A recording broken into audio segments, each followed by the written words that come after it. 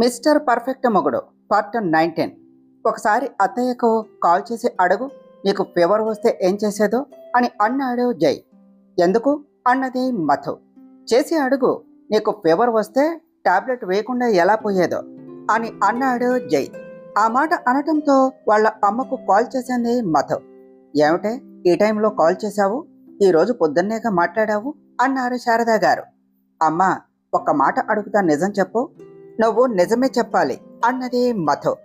అమ్మో, అంత నిజం చెప్పవలసిన విషయం ఏమిటో అన్నారు శారదా గారు తమాషాగా. అమ్మ, ముందు ఈ విషయం చెప్పు. నాకు ఫీవర్ వస్తే ఏం చేసేదానివి? నాకు టాబ్లెట్ కూడా ఎప్పుడూ వేయలేదు అని అడిగింది మధు. ఇప్పుడు ఈ విషయం ఎందుకు అంటే, నీకు ఫీవర్ వచ్చిందా అన్నారు శారదా గారు విషయం అర్థం అయినట్లు. అలాంటిదేలే, నువ్వు చెప్పు ముందు అన్నది మధు. టాబ్లెట్ వేయలేదు అని ఎవరన్నారు? నువ్వు దాన్ని చూస్తే పారిపోతున్నావు అని సంగటి ముద్దలో పెట్టి చేదు తెలియకుండా చక్కెర అద్ది అది మింగితే వెంటనే జ్వరం పోతుంది, ఇది మ్యాజిక్ అని చెప్పేదాన్ని. ఇక అలాగే మింగేదానివి. నీ పెళ్లి వరకు అలానే చేశాను అని అన్నారు శారదా గారు నవ్వుతూ. అంత నీరసంలో కూడా అమ్మా అని గట్టిగా అరిచింది మధు. స్పీకర్ ఆన్లో ఉన్నందున జై కూడా ఆ మాటలు విని మధు ముఖం చూసి నవ్వుతూనే ఉన్నాడు. ఎందుకే అంతగా అరుస్తున్నావు అని అడిగారు శారదా గారు. నన్ను ఇన్ని ఇయర్స్ మోసం చేస్తూ వచ్చావు నువ్వు.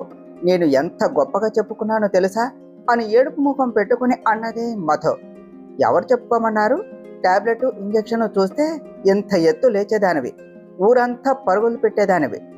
నీ కుప్పిగంతులు చూడలేక నానా తంటాలు పడి నీ జ్వరం తగ్గేలా చేసేదాన్ని అన్నారు శారదా గారు. సంతోషించానులే, తమరి కష్టం చూసి నువ్వు ఫోన్ పెట్టేయ్, నా పరువు మొత్తం పోయింది నీ వల్ల అని కోపంగా కాల్ కట్ చేసింది మధు. ఇదొక తింగరది, ఎందుకు కోప్పడుతుందో తెలియదు అని అనుకున్నారు శారదా గారు. కాల్ కట్ చేసి జై వైపు చూసింది మధు.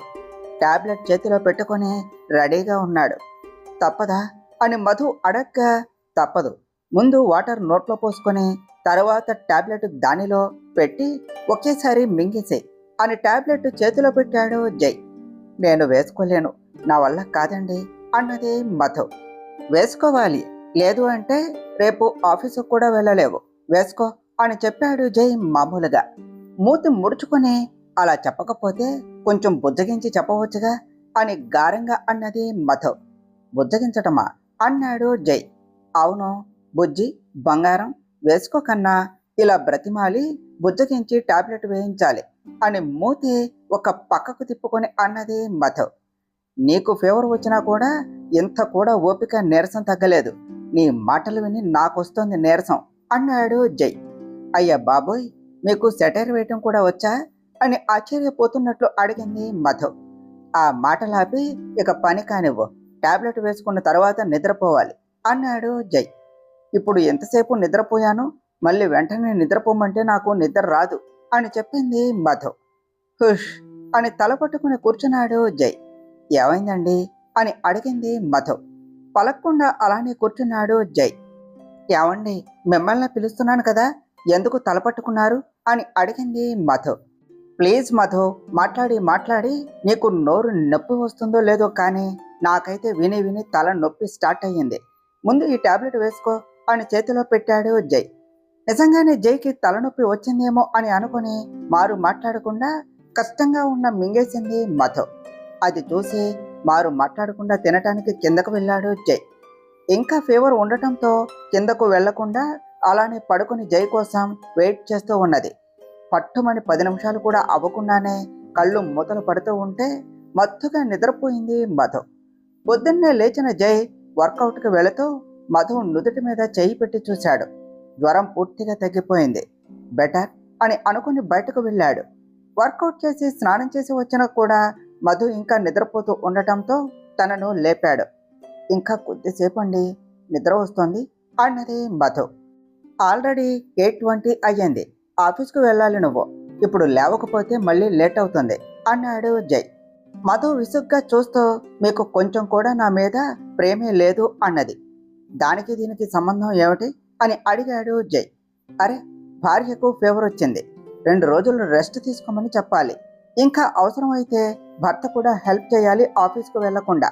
కానీ మీరు ఏం చేస్తున్నారు?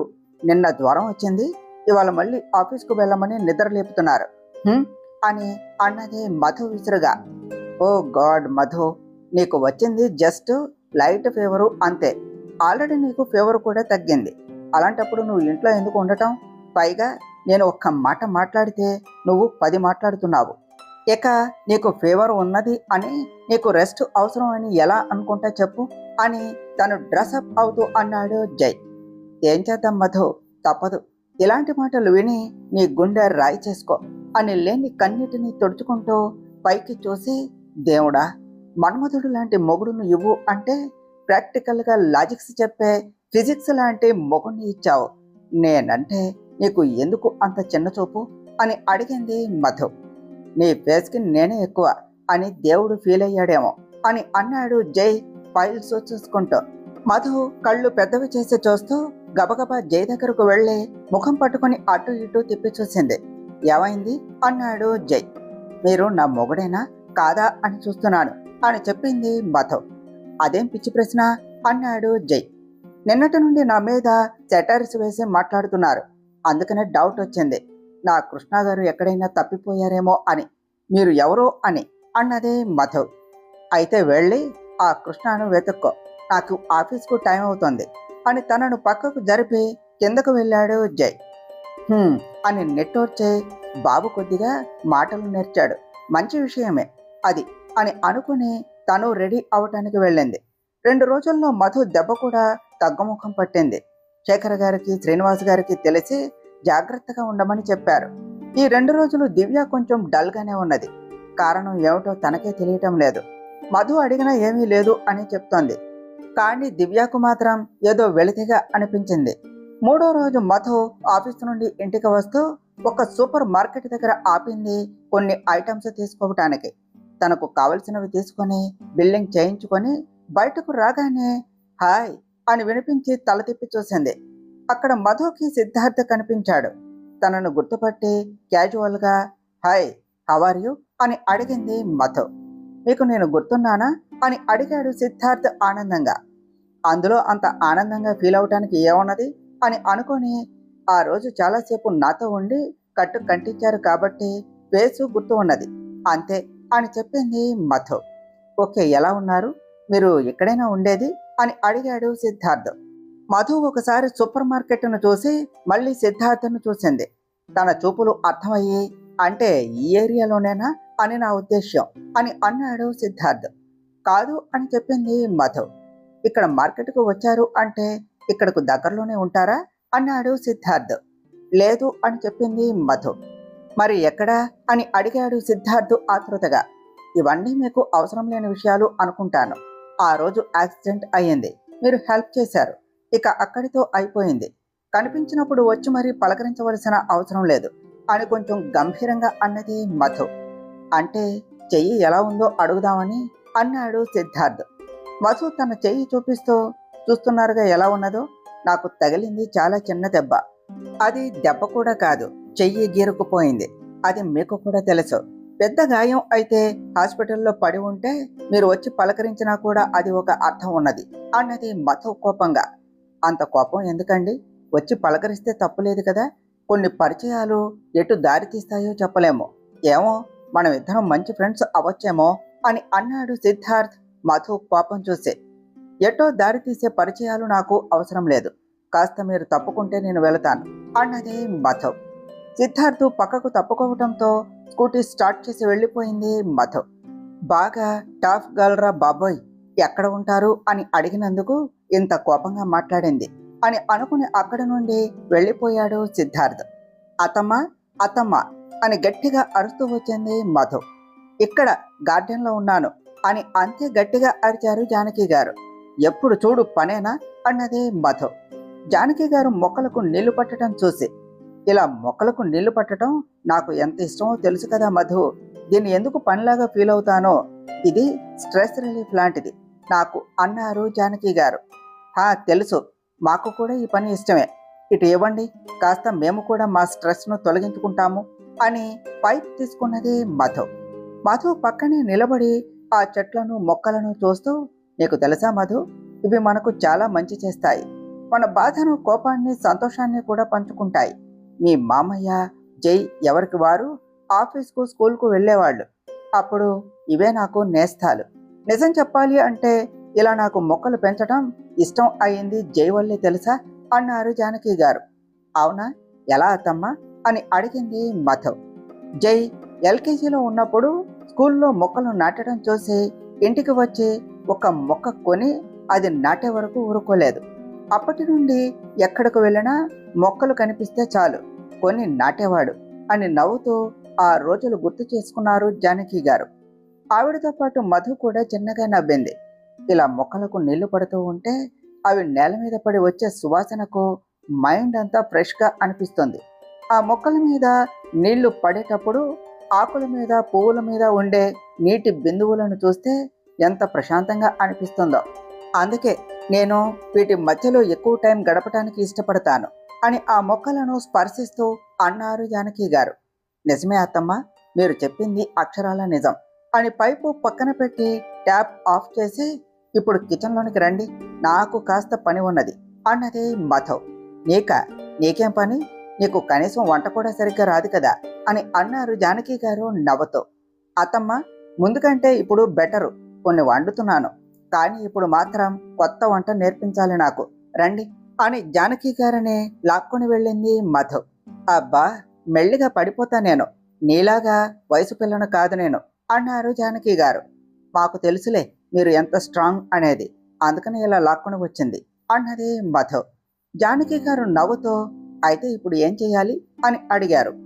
కార్న్ ఫ్లోర్ తెచ్చాను, వాటితో ఏదైనా వేడివేడి సూప్ చేద్దాం అత్తమ్మ, బాగా ఆకలిగా ఉన్నది అన్నది మధు. సరేరా అని క్యారెట్, బీన్స్, బఠానీ పోపులో వేసి కొద్దిగా ఫ్రై చేసి సాల్ట్, కొంచెం మిర్చి, ధనియా వేసి తర్వాత కార్న్ ఫ్లోర్ని ఒక బౌల్లో పోసి కావలసినంత వాటర్ పోసి ఉండలు కట్టకుండా కలిపి ఆ వెజీస్లో వేసి దగ్గర పడే వరకు కలిపి స్టవ్ ఆఫ్ చేశారు జానకి గారు. వావత్తమ్మ, సో సింపుల్, ఈసారి ఎప్పుడైనా నేను చేస్తాను మీ హెల్ప్ లేకుండా అన్నది మధు ఎక్సైటెడ్గా.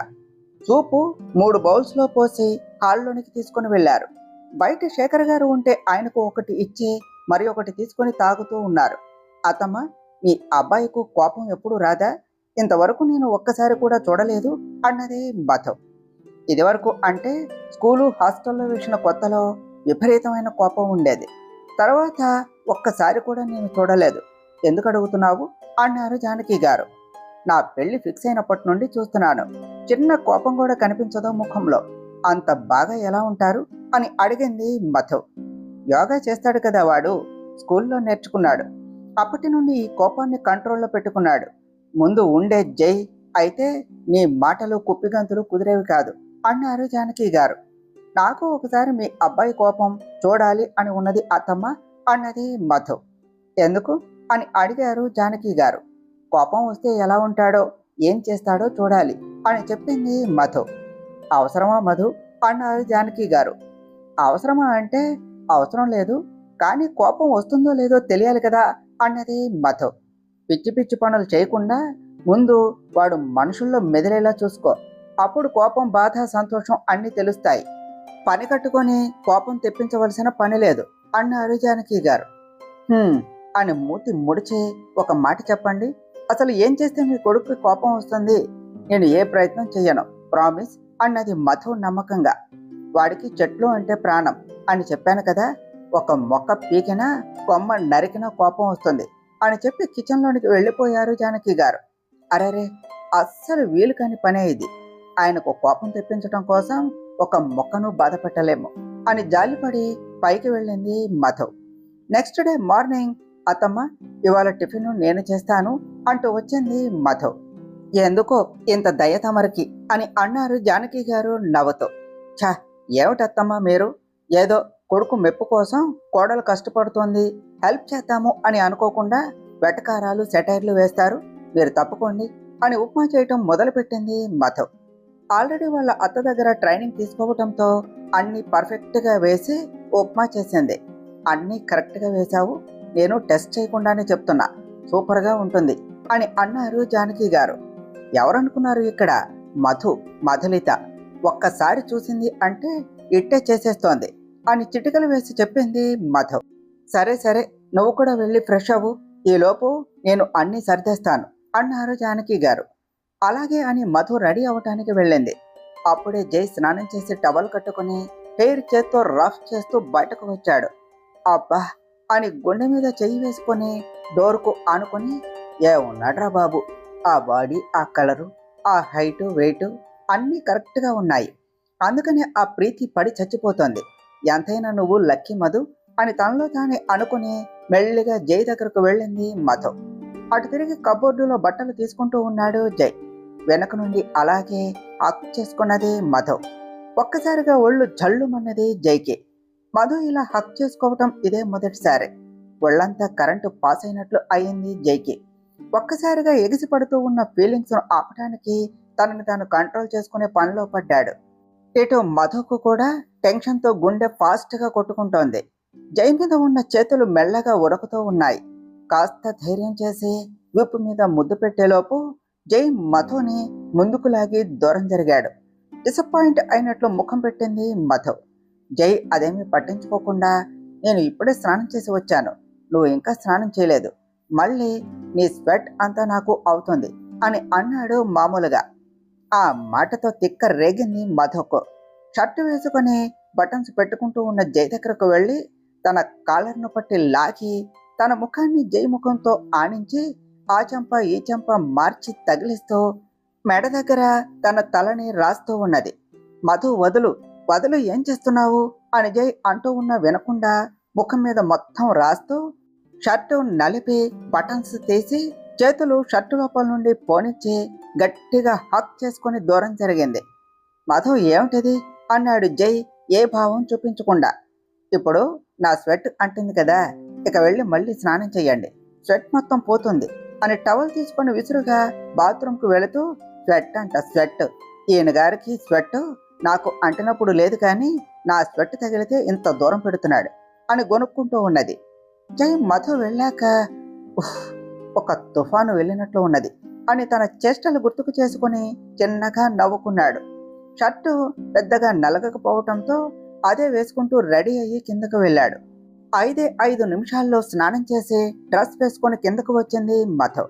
జై టిఫిన్ గురించి ఏం చెప్తాడో తెలుసుకోవాలి అని. జానకి గారు టిఫిన్ జై ప్లేట్లో పెడుతూ, ఇవాళ ఉప్మా మధు చేసిందిరా అని చెప్పారు. ఓకే అని టిఫిన్ తినటం మొదలు పెట్టాడు జై. ఇదేమిటి ఏమీ చెప్పలేదు అని అనుకుని తను కూడా వెళ్ళి తినటం మొదలు పెట్టింది మధు. తనను చూసి కూడా ఏమీ చెప్పకుండా వెళుతూ ఉంటే, బాగానే ఉన్నది కదా, ఒక్క మాట కూడా చెప్పలేదేమిటి అత్తమ్మ అన్నది మధు. జై నాకు కూడా ఎప్పుడు ఏమీ చెప్పడు మధు, నీకు తెలుసు కదా అని అన్నారు జానకి గారు. నేను ఇవాళే కదా మొదటిసారి వంట చేసింది, అది కూడా మీ నుండి ఏ హెల్ప్ లేకుండా చేశాను. మీరు ఆయనకు చెప్పినప్పుడు నేను విన్నాను, అయినా కూడా ఆయన ఏమి చెప్పకుండా వెళ్ళిపోయాడు అన్నది మధు. మీ రూమ్లోకి వెళ్ళాడు కదా, వెళ్ళి అడుగు తెలుస్తుంది. ఇక్కడ కూర్చొని చెప్పలేదు అంటే ఏం తెలుస్తుంది? నువ్వు ఇలాగే కూర్చొని ఉంటే ఆఫీస్కు టైం అయిపోయి వాడు వెళ్ళిపోతాడు అన్నారు జానకి గారు. ఇప్పుడే అడుగుతాను అని పరిగెడుతూ రూమ్లోనికి వెళ్ళింది మధు. ఫైల్స్ ఒక్కొక్కటి చూసుకుంటూ బ్యాగ్లో పెట్టుకుంటూ ఉన్న జై దగ్గరకు వెళ్ళి, ఏమండి అని పిలిచింది. చెప్పు మధు అన్నాడు జై. ఇందాక టిఫిన్ తిన్నారు కదా, ఎలా ఉంది అని అడిగింది మధు. బాగుంది అన్నాడు జై. బాగుంటే నేను చేశాను అని అత్తమ్మ చెప్పింది కదా, ఒక్క మాట కూడా నాతో అనలేదు బాగున్నది అని అన్నది మధు. బాగున్నది కాబట్టి ఏమీ అనలేదు, బాగోలేకపోతే చెప్తాను కదా అన్నాడు జై. అది చాలా మామూలు విషయం అన్నట్లు. నేను ఎలా ఉన్నానో చెప్పమంటే ఇదే మాట చెప్పారు, ఇప్పుడు వంట విషయంలో ఇదే చెప్పారు, ఏ విషయం అయినా ఇంతేనా అని కోపంగా అడిగింది మధు. అంతే, బాగోలేకపోతే చెప్పొచ్చు, ఎందుకంటే కరెక్ట్ చేసుకుంటారు కాబట్టి. ఆల్రెడీ బాగున్నప్పుడు ఏం చెప్పాలి అన్నాడు జై. బాగుంది అని చెప్తేనే కదా తెలిసేది, చెప్పకపోతే ఎలా తెలుస్తుంది అని అడిగింది మధు. సైలెంట్గా తిన్నాను అంటే బాగుంది అనే నువ్వు అర్థం చేసుకోవాలి మధు అన్నాడు జై బ్యాగ్ జిప్ క్లోజ్ చేస్తూ. నేను కాదు అర్థం చేసుకోవలసింది, మీరు అర్థం చేసుకోవాలి. ఎంతో ఇష్టంగా కష్టపడి మీకోసం చేస్తాం మేము, అది రెడీ అవటం కావచ్చు, వంట కావచ్చు. మీరు ఒక్క మాట బాగుంది అంటే మేము ఎంత హ్యాపీగా ఫీల్ అవుతామో తెలుసా అన్నది మధు కోపంగా. మధు, నువ్వు మాటిమాటికి కోపడుతున్నావు. నీకు బీపీ వచ్చింది అనుకుంటా. ఉప్పు కారం తగ్గించు అన్నాడు జై బయటకు వెళుతూ. ఆ మాటకు ఇంకా కోపం వచ్చింది మధుకు. నేను తగ్గించను, ఇంకా ఇంకా తింటాను.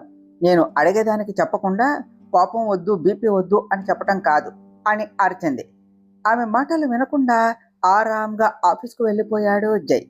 ఇలా కాదు, రోజు వంట నేనే చేసి తనంతట తానుగా కాంప్లిమెంట్స్ ఇచ్చేలాగా రోజు అడుగుతూ అలవాటు చేయాలి. లేదు అంటే అస్సలు పట్టించుకోడు అని అనుకుని తను కూడా ఆఫీస్కు స్టార్ట్ అయ్యింది మధు. ఇటు ఆఫీస్కు వెళ్తూ ఉన్న దివ్యకు ఆఫీస్ దగ్గరలో ఒక బైక్ సడన్ గా అడ్డు వచ్చింది.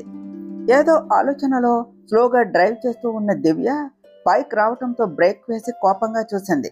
కానీ ఆ బైక్ మీద ఉన్న వసంతను చూసి ఒక్క క్షణం తన కళ్ళల్లో మెరుపు, పెదవుల్లో నవ్వు వచ్చి వెంటనే మాయం అయ్యింది. కానీ తననే కన్ను ఆర్పకుండా చూస్తూ ఉన్న వసంత్ కంటపడ్డాయి ఆ రెండు. బుద్ధి లేదా? ఇలా దారికి అడ్డంగా బైక్ ఆపుతారా ఎవరైనా? చూసుకోకుండా గుద్దేసిపోతే అప్పుడు తెలుస్తుంది నీకు అన్నది దివ్య కోపంగా. ఎవరి దారిలోనో నేనెందుకు అడ్డు వెళ్తాను? నువ్వు కాబట్టి అడ్డంగా వచ్చి మరీ ఆపాను అన్నాడు వసంత్ నవ్వుతూ. నవ్వు, బాగా నవ్వు. నాకు బాగా కోపం వచ్చిన రోజు చెప్తా నీ పని అన్నది దివ్య ఏం చెప్పాలో తెలియక. ఓ, అంటే ఇప్పుడు నీకు కోపం రాలేదా అన్నాడు వసంత్. వచ్చింది అన్నది దివ్య. మరి ఆ చెప్పే పనేదో ఇప్పుడే చెప్పు అన్నాడు వసంత్ అల్లరిగా. ఇప్పుడు నీకు మాటలు చెప్తూ నీ పని చెప్పటానికి నీకు ఉన్నంత తీరిక నాకు ఉండదు. నేను వెళ్ళాలి అని స్కూటీని పక్క నుండి తీసుకొని వెళ్ళిపోయింది దివ్య. వెళ్ళు వెళ్ళు, నువ్వు ఓపెన్ అయ్యే రోజులు చాలా దగ్గరలోనే ఉన్నాయి అని నవ్వుకుంటూ వెళ్ళిపోయాడు వసంత్. ఆఫీస్కు వచ్చి మధు పక్కన కూర్చున్నది దివ్య. మధు దివ్య ఫేస్ బాగా గమనించి, ఏమిటి మేడం ముఖం ప్రకాశవంతంగా వెలిగిపోతోంది, ఏమిటి సంగతి అని కళ్ళు ఎగరేసి అడిగింది. అబ్బే అదేమీ లేదు, నేను రోజులాగానే ఉన్నాను అని బుకాయించింది మధు. ఛా, మాకు తెలియదు మరి. నువ్వు ఈ 2 రోజులు ఏదో పోయినట్లు ఉన్నావు. ఈరోజు నవ్వుతూ వస్తున్నావు. ఆ మాత్రం కనిపెట్టలేకపోతే నేను నీ ఫ్రెండు అని ఎలా అనిపించుకుంటాను అన్నది మధు గొప్పగా. అమ్మ తల్లి, ఒప్పుకుంటున్నాను, నువ్వు నా ఫ్రెండువే. నన్ను చూసి అంతా కనిపెడతావు సరేనా? ఇప్పుడైతే టెంపుల్ వెళ్ళి వచ్చాను అని చాలా హ్యాపీగా ఉన్నాను అని అందంగా అబద్ధం చెప్పింది దివ్య. నమ్మేలే, ఏడవకు అని వర్క్లో పడింది మధు. నిజంగానే నా ముఖంలో అంత గ్లో వచ్చిందా? ఇదంతా వసంతను చూసినందుకేనా అని ఆలోచిస్తూ ఇంతలో వాళ్ళ అమ్మ గుర్తుకు రావటంతో వద్దు, ఇవన్నీ అయ్యే పనులు కాదు అని తల విదిలించింది దివ్య. ఆ రోజు రాత్రి, ఏమండి ఇవాళ చపాతీ నేనే చేశాను అని జై ప్లేట్లో చపాతీ పెడుతూ అన్నది మధు. ఓహ్, రోజు వంట నువ్వే చేస్తావా అని అడిగాడు జై. అన్నీ కాదు, కొన్ని మాత్రమే, అన్నీ ఇంకా నేర్చుకోలేదు అని చెప్పింది మధు. సరే, నువ్వు కూడా కూర్చో, ఇద్దరం ఒకేసారి తిందాము అని అన్నాడు జై. మీ నోటి నుండి ఈ మాట రోజు వస్తే ఎంత బాగుంటుందో తెలుసా అన్నది మధు. నేను నా కోసం వెయిట్ చేద్దు అన్నాను అంతే. నేను ఉన్నప్పుడు కలిసి తినొద్దు అని చెప్పలేదు అని తానే ప్లేట్ తీసి చపాతీ మధు ప్లేట్లో పెట్టాడు జై. హాయ్ హాయ్, ఇవాళ నా జన్మ ధన్యం అయ్యింది, మీరు నాకు సర్వ్ చేశారు అన్నది మధు నాటకీయంగా. జై మధు చెప్పిన దానికి నవ్వుతో, మరీ ఎక్కువైనట్లు ఉన్నది అన్నాడు.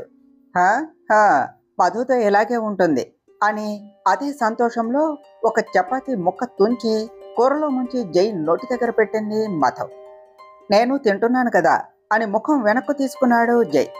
నా హ్యాపీనెస్ కోసం అంతే, ప్లీజ్ అని బుజ్జిగా అడిగింది మధు. సరే ఇవ్వు అని చేతిలోనికి తీసుకుంటూ అన్నాడు జై. ఆహా అని చెయ్యి వెనక్కు లాగి, నేను చెప్పింది నా చేత్తో తినమని, మీరు తీసుకొని తినమని కాదు అన్నది మధు. ఎందుకు మధు, నేను తినలేని చిన్నపిల్లవాడిని కాదు అన్నాడు జై ఇబ్బందిగా, ఎప్పుడు ఎవరి చేత తినిపించుకొని కారణంగా. ఒక్కరోజు తింటే ఏమి అరిగిపోవు, కరిగిపోవు, తిను అని కసిరింది మధు. ఏమనుకున్నాడో ఏమో గప్చుప్గా నోట్లో పెట్టించుకున్నాడు జై. గుడ్, ఇలా సైలెంట్గా తినాలి అని ఇంకొక 2 ముక్కలు తినిపించింది మధు. చాలు చాలు అని తను తినటం మొదలుపెట్టాడు జై. నువ్వు తింటే సరిపోతుందా, నాకు పెట్టవా అని కసిరినట్లు అడిగింది మధు. నాకు పెట్టు అంటూ ఆ అని నోరు తెరిచి జైని చూసింది. జై ముఖంలో చిరు సిగ్గుతో కూడిన ఒక చిన్న నవ్వు కనిపించింది. Oh my God, oh my God, మా కృష్ణ గారికి సిగ్గుపడటం వచ్చా, అది కూడా ఇంత అందంగా, హౌ క్యూట్ అని అనుకున్నది మధు. జై ఒక ముక్క కూరలో ముంచి బ్రొటన వేలు మధ్యవేలుతో పట్టుకుని మధు నోటి దగ్గరకు తెచ్చి లిప్స్ టీత్ ఏది తగలకుండా అలా లోనికి తోసినట్లు పెట్టాడు. అది నమలుతో గుర్రుమని చూసింది మధు. ఏమైంది, పెట్టాను కదా అన్నాడు జై తిను అంటూ. ఇలానా పెట్టేది, ఇది ఎలా ఉన్నదో తెలుసా, నాకేదో అంటరాని రోగాలు ఉన్నట్లు, నాకు టచ్ అవ్వద్దు అన్నట్లు పెట్టావు అన్నది మధు. ఏం మాటలవి మధు అన్నాడు జై. నా మాటలు అలా ఉండొద్దు అంటే నువ్వు బాగా పెట్టు అన్నది మధు. ఇంకో ముక్క తుంచి ఈసారి మామూలుగా పెట్టాడు జై. దట్స్ బెటర్ అని తినేసి అన్ని సర్ది లోనికి వెళ్ళింది మధు. అప్పటికే జై ల్యాప్టాప్ చూస్తూ ఉన్నాడు. తనను చూసి బాత్రూంలోనికి వెళ్ళి డ్రెస్ మార్చుకొని వచ్చింది. బెడ్ మీద పడుకోపోతూ మళ్ళీ జై వైపు చూసింది. తన పక్కన మరో మనిషి లేనట్లు ఇందాక ఉన్న ల్యాప్టాప్ క్లోజ్ చేసి మొబైల్ చూస్తూ ఉన్నాడు. తను కప్పుకోవలసిన దుప్పటి గట్టిగా దులిపింది మధు సౌండ్ వచ్చేలాగా.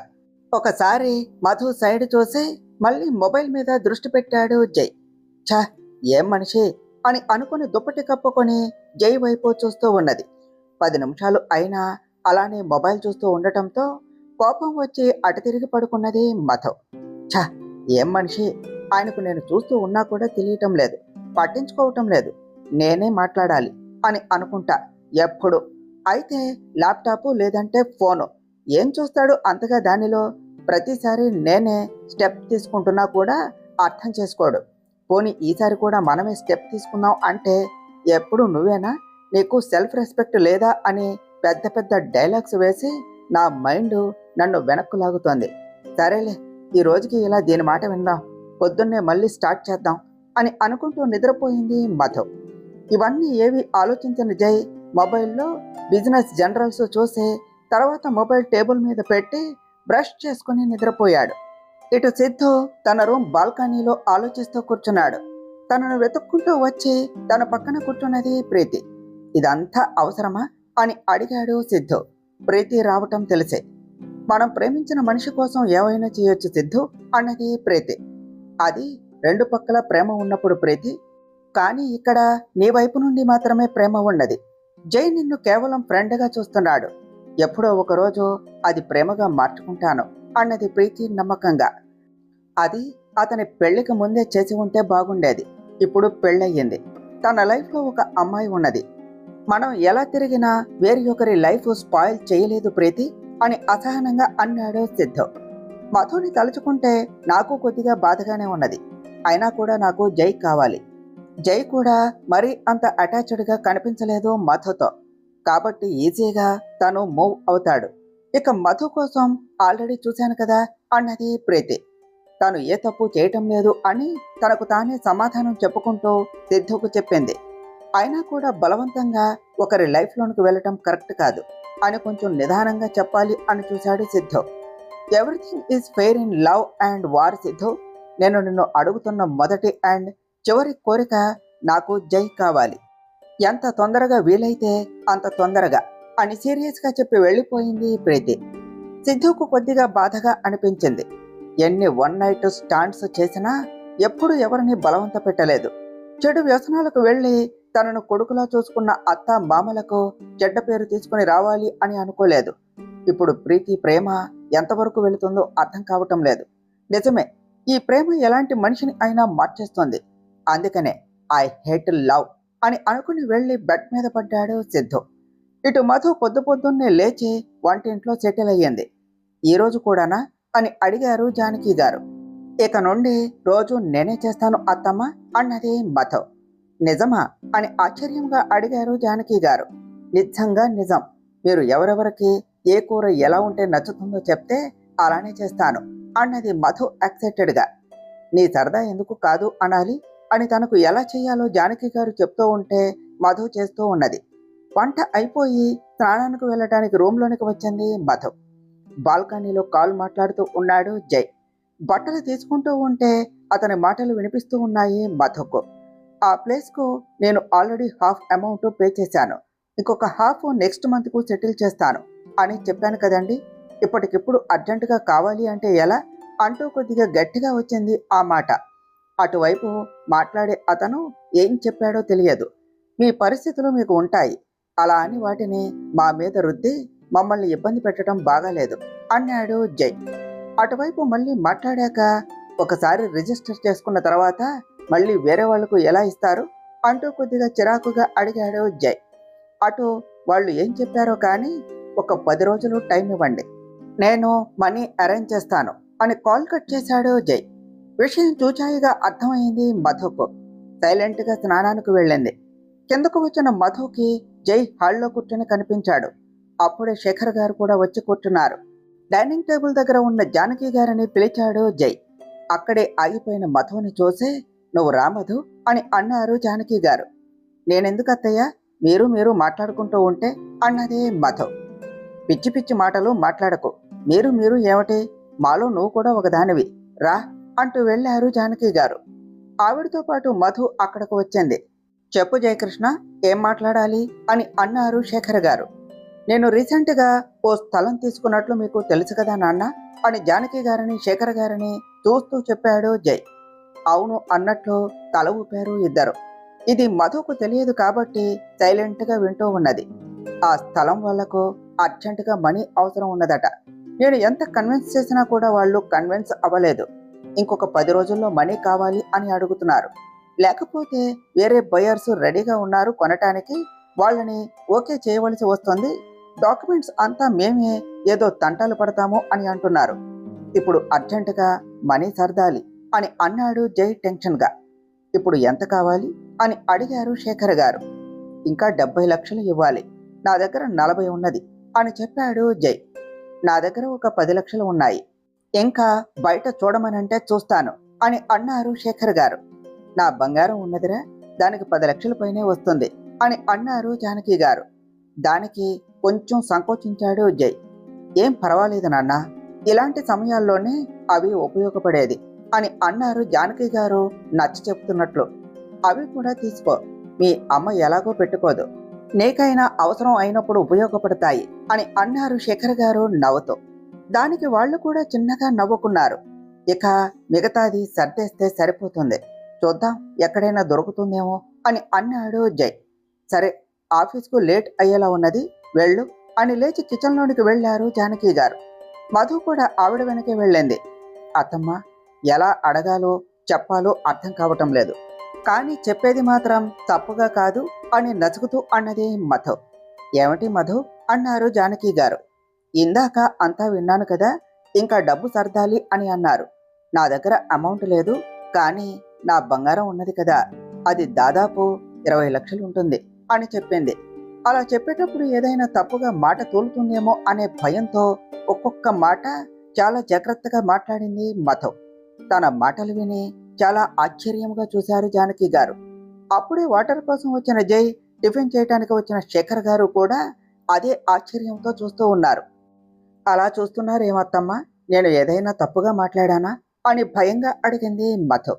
మధు, నువ్వు నీ బంగారం ఇస్తాను అంటున్నావా అని అడిగారు జానకి గారు నమ్మకం లేక. కానీ ఆ నమ్మకం మధు మీద లేక అని కాదు, తను వచ్చే 3 నెలలు అవుతోంది అంతే.